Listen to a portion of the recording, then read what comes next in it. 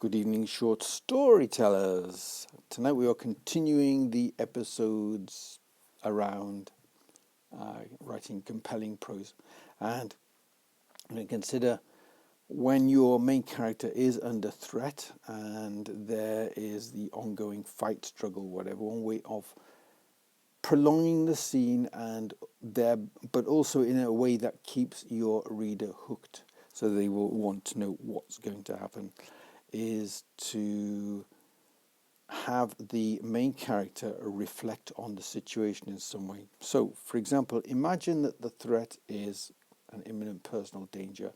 They are faced with an antagonist who is wielding a very sharp knife. What you would have your protagonist do is consider something to do with the situation. So it could be they have a knowledge of what will happen if they are cut with a knife and where. The femoral artery, how long it will take them to bleed to death. The brachial artery, how long. If they are cut across the throat. If they are just stabbed in a place which is not quite so life-threatening, how it will cause them, adrenaline aside, to not be able to react quite so fast. And an alternative to this would be somebody who's got no medical knowledge whatsoever, no anatomical knowledge or no combat knowledge, but they are surveying what their chances would be for exiting the scene. Is there a mode of escape? What they could possibly do in order to temporarily distract the antagonist or to slow them down in some way so that they can escape, or what are they going to do to actually combat them? So take them on and possibly disarm them and then knock them out or whatever.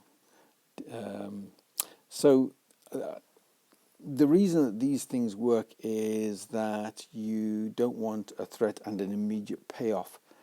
If you think of the clickbaity sort of articles that you see in the news feeds sometimes, where blah blah showed this photograph and somebody gasped and what was lurking in the background, they don't tell you until you've gone through about 40,000 slides, so they can show you a lot of adverts because that's how they make their money. And then they finally tell you, and sometimes you think, oh, amazing, or well, thanks for wasting my time.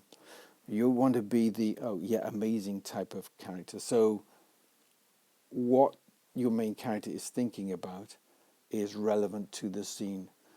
You wouldn't have your main character thinking about being stabbed if the antagonist is holding a gun or threatening them with a loss of job if they don't do something or that kind of thing. So that is one aspect. The other aspect is action scene where there's a twist. That needs to be delivered very, very fast. That's the point about twists. You didn't see that coming. You can't build up to it. You can't have a big ruminate on it, a big thing. It's got to be da da da da da da da, and then the twist happens. Things are not as they seem, or however you're going to handle your twist. So that again will perk up your reader, and they've got to know what happens next. What was the result of the twist? And as they're hanging on within the scene until the end to see how it plays out. And if you really want to be mean to your reader, you don't tell them you go so far and then you do what's cut and jump. You cut to another action scene with another character.